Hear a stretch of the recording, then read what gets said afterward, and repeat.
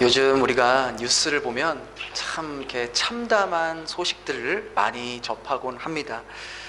여러분들도 여러 번 보셨겠지만 몇 달 전부터 계속해서 뉴스에 나오는 이런 캄보디아에서 많은 한국 사람들, 특별히 청년들이 범죄 소굴에 끌려가서 강제적으로 감금시켜서 보이스피싱에 가담시키고 심지어 막 마약까지 하게 해서 사망에 이르게 하는 그러한 범죄 사건들도 여러분 많이 보셨을 거예요. 또 그런가 하면 공업용 메탄올과 또 술을 섞어서 가짜 술을 만들어 비싼 값에 팔아서 손님들이 그 술을 마시고 사망에 이르는 사건도 심심치 않게 나옵니다. 여러분 술 끊으세요. 술 먹다 죽을 수 있습니다. 또 그런가 하면 배우자의 생명보험금을 가로채려고 배우자에게 매일 소량의 중금속이 들어있는 음료죠. 여보 건강에 좋은 거야 하면서 거기에 실제로는 막 납이나 막 이런 것들이 들어있게 해서 배우자를 사망하게 해서 그 사망보험금을 타려고 하는 그런 사건. 여러분 위와 같은 사건들의 공통점이 무엇인지 아십니까? 바로 돈 때문에 사람을 죽였다는 것입니다. 이처럼 우리가 사는 이 세상의 곳곳에는 돈 때문에 사람의 생명을 아무 꺼리낌 없이 해치고 나서 그렇게 그 해친 대가로 벌어들인 돈으로 호의호식하는 사람들이 덜어 있다라는 것이죠. 이러한 모습은 죄가 우리 인류에 들어온 후부터 그 생명을 만드신 하나님을 두려워하지 않는 그러한 모습이고, 그와 같은 행위를 하는 자신의 모습을 하나님께서 보고 있지 않다는 그 무지에서 비롯된 죄의 결과라는 것이죠. 오늘 성경의 내용도 그렇습니다. 천부장의 명령으로 바울을 죽이려던 이 암살단 40명의 손에서부터 바울을 보호하기 위해 그 10배가 넘는 470명의 로마 군사의 호의를 받아 이제 유대 관할 총독인 벨릭스가 있는 가이사라로 도착하게 됩니다. 암살단의 이 살해 음모가 수포로 돌아가게 된 거예요. 그럼에도 불구하고 대제사장과 바울을 죽이려는 무리들이요, 바울을 죽이려는 계획을 포기하지 않습니다. 우리 1절을 한번 같이 읽겠습니다. 시작. 닷새 후에 어떤 장로들과 바울을 고발하니라. 예루살렘에서 바울을 죽이려고 했지만 죽이지 못한 이 대제사장 아나니아가 이번에는요, 예루살렘에서 무려 100km나 떨어진 가이사라까지 올라가서 총독 벨릭스에게 바울을 고발하러 왔습니다. 마땅히 하나님의 말씀을 따라 공의와 정의를 행하며 살아야 하는 이 대제사장이라는 직분이었지만, 아나니아는 자신의 그 직을 수행하면서 아주 탐욕스럽고 잔인하며 포악했고, 특별히 이 아나니아는 돈을 밝힌 인물이었습니다. 하나님께 바쳐진 11조를 자신이 가로챌 뿐만 아니라 자신의 권위에 도전하거나 자기의 비위를 거스리는 사람이 있으면 어느 누구라도 죽일 수 있는, 그야말로 하나님의 이름을 이용하여 돈과 권력을 챙기는 악질 종교 장사꾼이었던 것이죠. 바울을 죽이려 했던 이유도 바울이 계속해서 그리스도의 복음을 전하고 많은 사람들이 예수님께로 돌아오게 되니까 자기들의 입지가 좁아지고 자기들의 설 자리가 점점점 좁아지면서 위기의식을 느끼게 된 거예요. 이대로 놔뒀다가 내가 대제사장직 하면서 뽑아먹을 수 있는 것들이 다 사라지게 되겠다.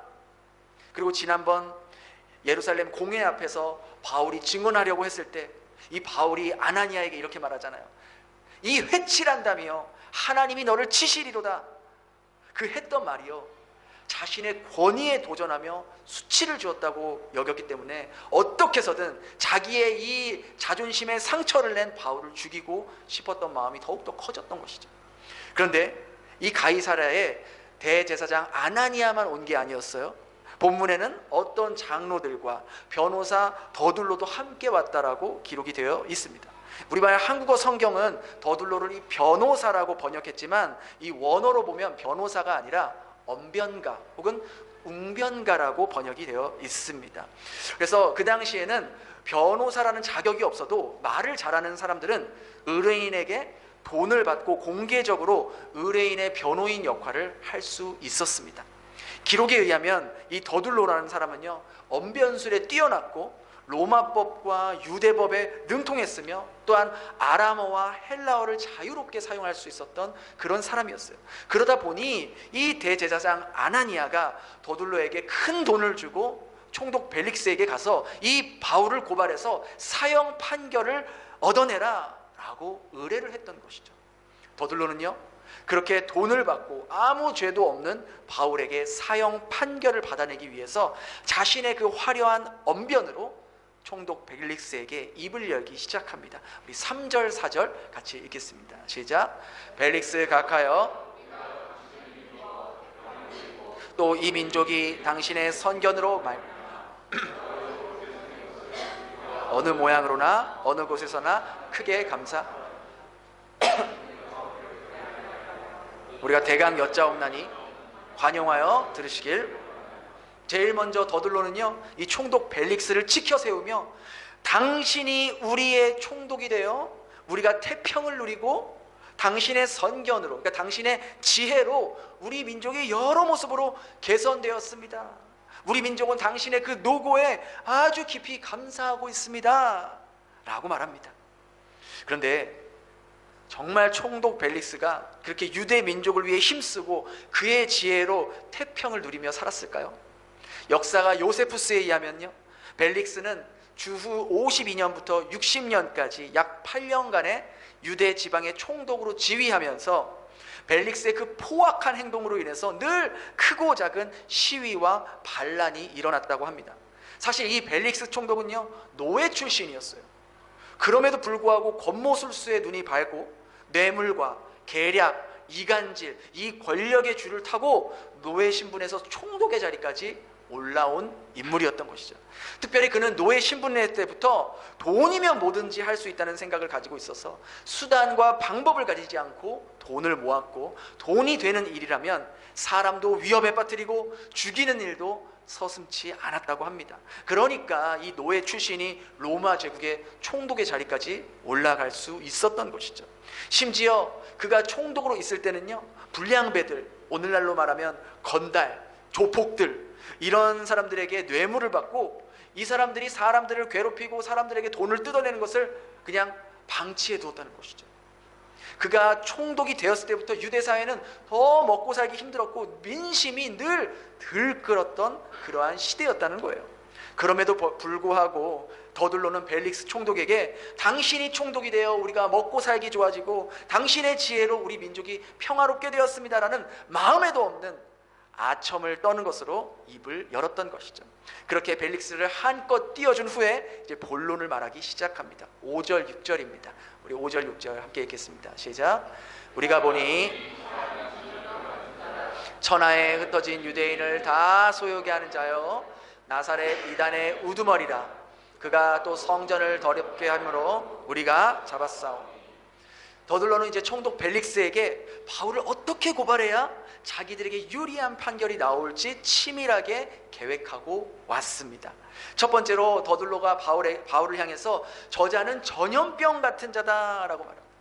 여기서 전염병은 그 당시 로마 제국의 공포로 몰아놓았던 바로 패스트 질병을 의미합니다. 오늘날로 말하면 저자는 코로나 바이러스 같은 자입니다 라고 말하는 거랑 똑같은 거예요. 그만큼 저 사람의 존재 자체가 치명적이고 전염성이 강하고 개인은 물론이고 사회와 나라 전체를 망가뜨릴 수 있는 아주 부적절한 자다. 또한 바울을 전염병과 같은 자라고 말하는 이유 중에 하나는 바울이 전하고 있는 그 그리스도의 복음이 전염병처럼 빠르게 확산되고 퍼져나가고 있음을 나타내기도 했던 것이죠. 그러면서 이 더둘로는요, 바울에 대해서 또한 천하에 흩어진 유대인들을 다 소요하게 하는 자다라고 합니다. 여기서 소요한다라는 단어는요, 폭동을 일으킨다, 반란을 일으킨다라는 의미예요. 더둘로가 바울이 소요하게 한다라고 하는 것은요, 그가 얼마나 이 재판을 치밀하게 준비했는지 알 수 있는 대목이라는 것이죠. 왜냐하면 총독 벨릭스가 어떤 점을 가장 민감하게 여기고 있는지를 잘 파악하고 있었기 때문이에요. 안 그래도 자기가 지금 총독으로 있는 기간 동안 계속해서 크고 작은 반란과 시위가 일어나서 골치 아프고 신경 쓰여 죽겠는데 지금 이 바울이라는 자가 온 유대인들을 또 선동해서 반란을 일으키려는 자라면 벨릭스 입장에서도 가만히 놔둘 수가 없었기 때문입니다. 벨릭스는요, 그 당시 시위나 반란을 일으키는 주동자는 물론이고 추종자들까지 자비 없이 십자가형을 선고했기 때문입니다. 그래서 더둘로는 그 어떤 말보다 바울이 사람들을 선동해서 반란을 일으키고 반로마 제국의 사람입니다라는 것을 강조했던 겁니다. 그리고 계속해서 더둘로는 바울에게 이 자는 나사렛 이단의 우두머리라. 우리말로 번역된 이 이단이라는 단어의 의미는 당파라는 뜻입니다. 그런데 더둘로는 이 당파라는 뉘앙스보다 더 나쁜 이미지를 심어주는 도당이라는 의미로 이 단어를 사용했어요. 또한 나사렛 이단이다라고 말한 것은요, 그 당시 나사렛은 조그만하고 볼품없는 그런 시골 마을이었어요. 그래서 나사렛 출신이라 그러면 사람들이 무시하고 알아주지 않았던 거예요. 오죽하면 예수님의 제자였던 나다나엘도 처음 예수님을 만나기 전에 나사렛에서 무슨 선한 것이 나오겠냐라고 나사렛 출신들을 대놓고 무시했던 것이죠.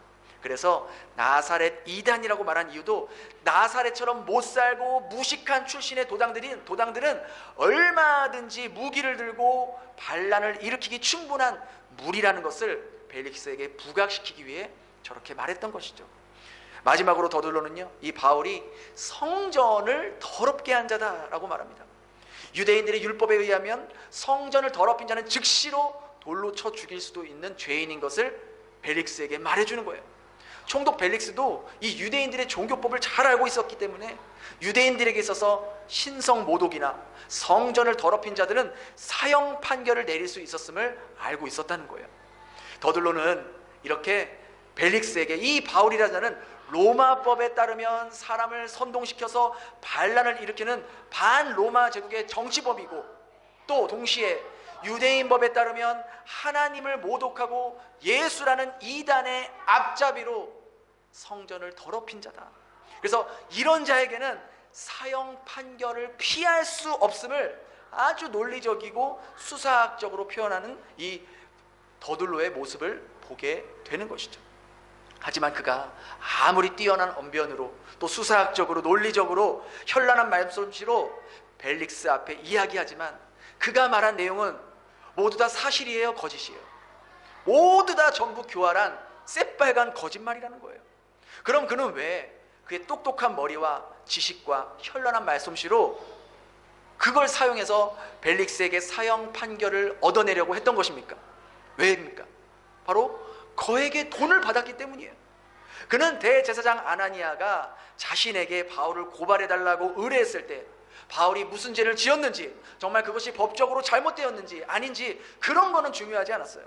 그저 거에게 돈을 받고 그들이 원하는 대로 벨릭스에게 사형 판결을 받아내기 위해서 현란한 말로 거짓을 진실처럼, 하지 않은 것을 한 것처럼 속였다는 것이죠. 이처럼 돈이라면 사람 한 명의 목숨 따위는 아무것도 아닌 것처럼 행동하는 이 더둘로는요, 어찌 보면 대제사장 무리보다 더 사악하고 더 잔인한 사람이라고 볼 수 있다는 것입니다. 자, 이제 오늘 본문을 저와 여러분의 모습에 맞춰보면서 한번 생각해 보려고 합니다. 여러분이 이처럼 누군가를 죽이기 위해 암살 계획을 시도하거나 거짓말을 퍼뜨린 적이 있으십니까? 아마 대부분은 누군가를 물리적으로 죽이려고 그런 행동을 한 적은 아마 이 자리에 없으실 거예요. 그럼 이건 어떻습니까? 우리 마태복음 5장 21절과 22절 한번 같이 읽어보겠습니다. 시작. 옛사람에게 말한 바 누구든지 살인하면 심판을 받게 되리라 하였다는 것을 나는 너희에게 이르노니 형제에게 노하는 자마다 심판을 받게 되고 형제에 대하여 나가라 하는 자는 공회에 잡혀가게 되고 미련한 놈이라 하는 자는 지옥불에 들어가게 되리라. 십계명에는 살인하지 말라라는 율법이 있습니다. 하지만 예수님께서는요, 형제에게 화를 내는 자마다 심판을 받게 될 것이고 형제에게 나가라고 하는 자는 공회에 잡혀갈 것이고 미련한 놈이라 하는 자는 지옥불에 들어가게 된다고 예수님께서 직접 말씀하셨습니다. 여기서 형제에게 나가라고 한다는 것은요, 바보, 미련한 놈이라는 유대 욕입니다. 우리나라 욕으로는 비읍시옷 같은 욕이 되겠죠. 예수님의 말씀에 따르면 만일 제가 누군가에게 그런 욕을 했다면 저는 이미 그 사람을 마음속으로 살인했다라는 의미예요. 여러분이 함께 일하고 있는 베트남 직원에게 그렇게 욕을 했다면, 마음속으로 여러분의 상사에게 그런 욕을 하고 그런 마음을 가졌다면, 여러분은 예수님께서 말한 것처럼 심판을 받게 되고 지옥 불을 피할 수 없는 존재라는 거예요. 이것은 진짜 칼로 찔렀든 혹은 글로든 말로든 어떤 수단으로든지 다른 사람의 생명을 해쳐서는 안 된다라는 예수님의 말씀이라는 것이죠. 여러분, 음식점이나 식품 사업을 하는 사람마다 원재료명이나 원산지를 속여 파는 행위, 유통기한이 한참 지났음에도 돈이 아까워 그 재료들을 사용하는 사람들, 이것 역시 돈 때문에 사람의 생명을 해치는 행위입니다. 건설업자가 더 많은 돈을 챙기기 위해 원래 사용해야 하는 자재를 사용하지 않고 값은 싸지만 품질이 안 좋은 자재를 사용해서 부실 공사를 하는 것, 그 역시도 미래의 그 건물을 사용하고 거기서 거주하는 사람들에 대한 살인 행위라는 거예요. 제조 공장을 운영하는 사람이 폐기물을 법대로 처리하지 않고 무단으로 방류하고 강물과 공기를 오염시키는 것, 그 역시도 그 물과 공기를 섭취하는 사람들에 대한 살인 행위라는 것입니다. 회사에서 회사 돈을 빼돌려서 자신의 사익을 위해 도박을 하고 그 돈으로 온갖 명품과 사치를 누리는 사람 역시 그 회사에서 성실하게 일하며 하루하루 살아가는 그 직장 동료의 생명을 해치는 행위라는 거예요. 확인도 되지 않는 가짜 뉴스를 퍼뜨려서 조회수를 높이고 사람들에게 돈을 받는 행위, 그 역시도 그 가짜 뉴스에 타깃이 된 그 사람의 인생은 말할 것도 없고 그의 가족들의 인생 모두를 죽음으로 내모는 심각한 살인 행위라는 것이죠. 이와 같은 살인 행위를 저지르는 사람들은 그러한 행위를 통해 많은 돈을 버려들여서 그 돈으로 좋은 차 타고 좋은 집에서 살고 호화롭게 살고 있을지는 모르겠습니다. 하지만 그의 행위 하나도 빠짐없이 하나님의 눈에 기록되어 하나님 앞에 섰을 때 그 어떤 것 하나도 숨기지 못하고 낱낱이 자신의 행동을 고하고 그에 상응하는 심판을 받게 될 것입니다. 이처럼 죄를 지으면서 자신이 죄인인 줄도 모르고 악을 행하면서도 양심에 아무런 가책을 느끼지 못하는 걸 보고 성경은 양심에 화인 맞은 자, 양심에 화인을 맞았다, 불도장을 맞았다고 성경은 말하고 있습니다. 불도장을 맞을 당시에는 너무나도 아프고 고통스럽지만 시간이 지나면 어떻습니까? 그 맞은 부위에 세포들과 신경들이 다 죽어서 아무리 꼬집어도 아무리 때려도 아무런 고통을 느낄 수 없게 됩니다. 그것처럼 죄로 인해서 양심의 불도장이 찍혀서 죄를 저질러도 아무런 죄책감도 못 느끼고 자기가 한 행동에 대해 전혀 부끄러움을 느끼지 못하는 상태가 된다는 것이죠. 죄로 인해 타락한 인간이 마지막으로 죄가 죄임을 자각할 수 있는 경고등이 바로 이 양심인데, 오늘날 이 시대는 이 양심마저 불도장에 찍힌 것처럼 마비되어서 더 이상 양심의 기능이 사라져버린 시대가 되었다는 거예요. 자기가 잘못을 해도, 죄를 지어도 부끄러워하거나 용서를 구하거나 자숙하기는커녕 도리어 큰 소리를 치면서 이게 뭔 잘못이냐고, 다른 사람들도 다 그렇게 하는데 왜 나만 갖고 그러냐고, 너는 뭐 깨끗하냐고, 이렇게 자신의 잘못이나 죄에 대해 전혀 죄책감을 느끼지 못하면서 서로가 서로를 고발하고 서로 공격하는 시대가 되어버렸다는 것이죠. 잘못을 시인하거나 용서를 구하는 행동은 마치 루저들이나 하는 행동으로 여기면서 잘못해도 큰 소리치고 뻗팅기고 우기면 된다라는 인식이 팽배해졌다는 거예요. 여러분, 오늘 말씀을 들으면서 여러분들의 머릿속에 혹 어떤 특정 정치인의 모습이나 어떤 기업가의 행동이나 혹은 내가 아는 다른 사람의 모습이 떠오르십니까? 여러분, 누군가를 신랄하게 비판하기 이전에 내 안에 있는 더둘러의 모습은 없는지 여러분 돌아보셔야 됩니다. 나 역시 돈에 어두워져 다른 사람의 인생을 해치는 결정과 선택을 하고 있지는 않습니까? 여러분, 우리 사회가 왜 이렇게까지 망가졌을까요? 여러 가지 원인이 있겠지만 그 원인 중 하나로 그리스도인인 우리 역시 이러한 악한 행위에 동조하거나 직접적으로 간접적으로 참여하고 있기 때문에 이런 건 아닐까요? 우리 역시 돈 때문에 더 많은 이득을 얻기 위해서 해서는 안 될 행동을 하고 있지는 않습니까? 성령께서 분명히 내 양심에 그렇게 하면 안 된다고, 그런 선택을 하면 안 된다고, 여기서 멈춰야 된다라고 계속해서 사인을 보내고 있는데, 이건 너와 너의 가족들의 인생을 갉아먹는 행위라고 소리치고 있는데, 돈의 눈이 어두워져, 돈의 귀가 어두워져 그 양심의 소리에 귀를 닫고 살지는 않습니까? 그럼 우리는 어떻게 해야 우리 양심이 말하고 있는 곳에 조금 더 귀를 기울이며 우리가 살아갈 수 있을까요?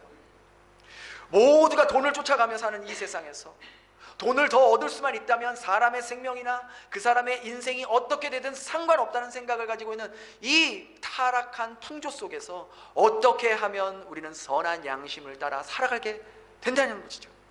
도덕이나 법을 잘 지키면 될 수 있을까요? 아니면 강력하고 무서운 법들을 만들어서 막 그렇게 법으로 쪼이면 사람들이 그 법을 잘 지킬까요? 아니면 어렸을 때부터 교육을 잘 시키면 잘 지켜질 수 있을까요? 아무리 법을 무섭게 만들고 어렸을 때부터 도덕 교육을 잘 시킨다고 해도 여전히 범죄는 끊이지 않고요, 인간의 존엄성은 땅바닥에 떨어질 대로 떨어진 것이 이 2025년 이 시대를 살아가면서 우리가 보고 있지 않습니까?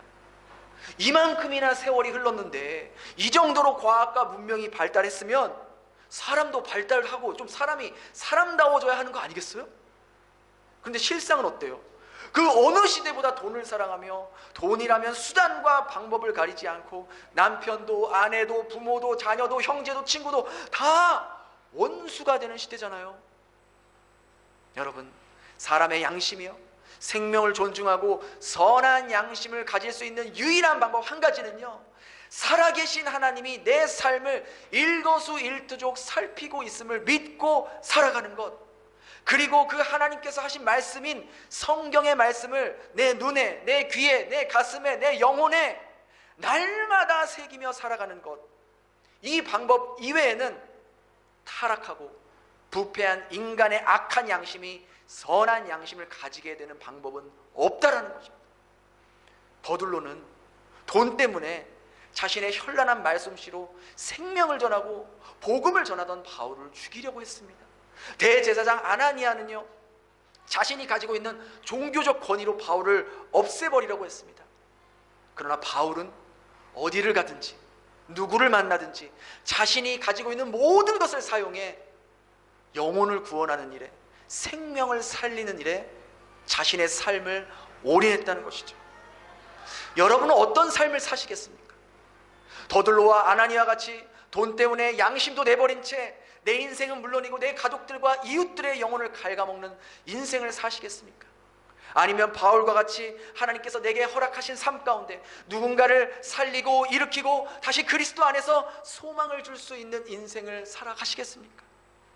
여러분, 예수님은요, 우리가 영원히 고통받아야 할 그 불지옥에서 우리를 건져주시기 위해 당신의 목숨을 내어주셨습니다. 우리는 그렇게 새로운 생명을 얻고 새 삶을 살아가는 사람들이에요. 근데 돈 몇 푼 더 얻고자 그 새롭게 받은 삶을 더럽히며 살아가도 되겠습니까? 여기 계신 여러분, 이 땅에서 우리가 앞으로 살아봤자 고작 20년에서 40년 그 정도밖에 우리 더 못 살잖아요. 그렇게 짧은 인생 사는데 돈 몇 푼 얻고자 예수님의 죽음으로 얻게 된 거룩한 하나님의 자녀의 정체성을 훼손하며 사시겠습니까? 우리가 지금 어떻게 새 생명을 얻고 어떻게 하나님의 자녀가 되었는데 그럴 수 없지 않겠습니까? 돈 때문에 인간의 목숨을 경시하며 자신의 목적을 이루기 위해서 수단과 방법을 가리지 않았던 이 대제사장 아나니아와 더들로는 하나님 앞에서 그들의 행한 대로 심판을 받았을 것입니다. 그뿐만 아니라 영원하신 하나님의 말씀인 이 성경에 그들의 이름이 똑똑히 기록되어 그들이 죽은 후에 2000년의 세월이 지난 지금까지도 성경을 읽는 수많은 그리스도인들에게 이 사람들의 이름은 돈 때문에 바울을 죽이려 했던 극악무도한 자로 이름을 남기게 되었겠지만, 반대로 복음 때문에 인간의 목숨을 귀히 여기고 그리스도의 목적을 이루기 위해서 자기가 가지고 있는 모든 것을 쏟아부어 살아왔던 그 바울은 2000년 전 로마에서 참수형을 당해 죽었지만, 하나님은 그의 삶을 사용해서 로마 제국 전역을 복음의 제국으로 새롭게 하셨고, 또한 2000년 기독교 역사 속에서 그리스도인들의 가슴 속에 영원히 빛나는 별로 그의 이름이 남겨지게 되었다는 것이죠. 여러분, 지금 경제적으로 어려워 잠깐 양심을 팔고 더러운 이득에 내가 만져서는 안 되는 돈에 손을 대고 싶습니까? 오늘 말씀이 하나님께서 여러분의 양심에 경고하는 말씀으로, 회개의 기회를 주시는 말씀으로 받으실 수 있길 바랍니다. 가난해도 하나님 앞에 부끄럽지 않는 자녀로 살겠다고 결심할 수 있길 바랍니다. 그런가 하면 하나님께서 주신 은혜로 지금까지 특별히 경제적인 어려움 없이 살고 계신 분이 계십니까? 그렇다면 나와 내 가정만의 유익을 위해, 내 유익만을 위해 그 물질을 사용하지 마시고 하나님의 거룩한 도구로 사용할 수 있길 바랍니다. 바울과 같이 사람을 살리고 그리스도의 몸된 교회를 세우고 하나님 나라를 확장하는 일에 여러분의 물질이 거룩한 도구로 쓰여지길 바랍니다. 그러할 때 하나님은 여러분의 삶을 사용하셔서 영원한 형벌로 달려가고 있는 영혼들을 주님께로 인도할 것이며, 이 타락한 시대에 우리 교회가 복음을 전하며 이 마지막 시대에 구원의 방주의 역할을 다할 수 있도록 우리 주님은 반드시 회복시켜 주실 것입니다. 그렇게 이번 한 주도 살아계신 하나님께 내 삶과 내 깊은 마음까지 보고 계심을 기억하며 주님의 말씀을 따라 사람의 생명을 소중히 여기며 주님께서 허락하신 몸된 교회를 함께 세워갈 수 있는 한 주가 될 수 있기를 예수님 이름으로 축원합니다. 우리 이 시간 그렇게 찬양으로 고백하고 또 함께 기도하는 시간 갖겠습니다.